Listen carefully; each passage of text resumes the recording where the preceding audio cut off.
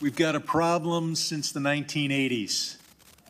The reports I won't repeat just because they've been stated so often, but they show a horrendous picture. And now we are close to solve, well, I can't say solving, but to making this agency as good as it can be as far as its workplace culture. I want to commend the law firm for its report.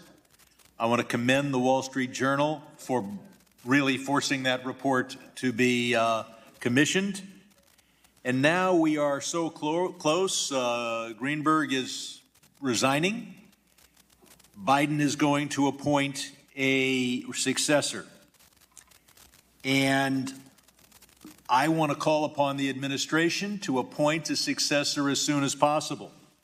But I want the Republican members of this committee to take the opportunity to demand that the Senate not engage in dilatory tactics to prevent that successor from being confirmed.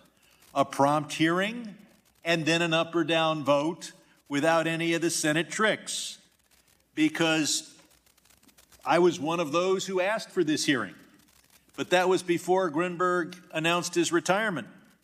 The title of this hearing is about the toxic workplace culture at the FDIC.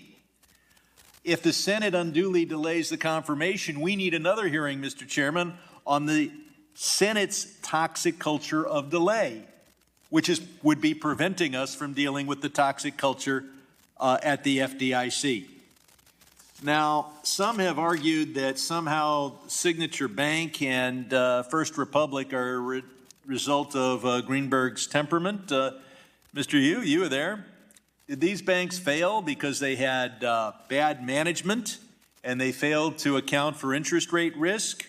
Or did they fail because of Greenberg's personality?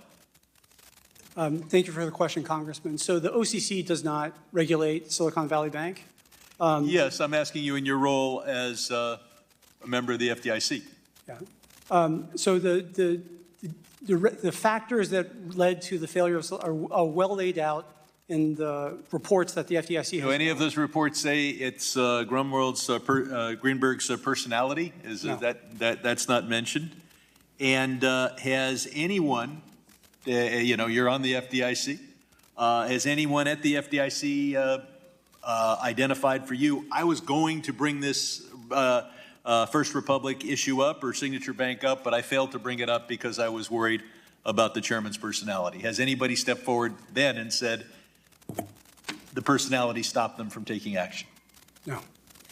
The National Treasurer Employees Union represents the FDIC employees. I wonder whether Mr. Hsu and Mr.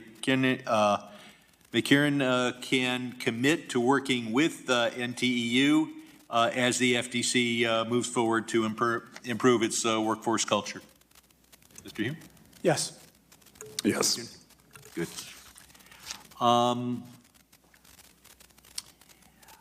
I would point out that there are 6,600 employees that deserve a good workplace culture.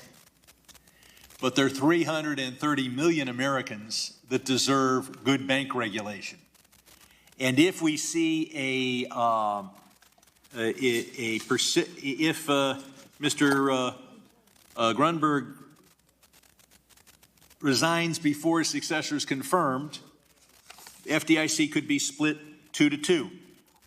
Mr. Hugh, if the FDIC was split 2-2 and we had another big crisis, Silicon Valley Bank 2, is it possible that the FDIC would split 2-2 as to what action to take if they only had 4 commissioners? It's hard to speculate about that. But there's a reason why you have an odd number of commissioners, correct? It's so that you're less likely to split 2-2. I don't want to speculate about that. Okay. Well, I won't ask you to speculate, but last I checked, 2 + 2 was 4. If you have only 4 members, then it can divide 2-2.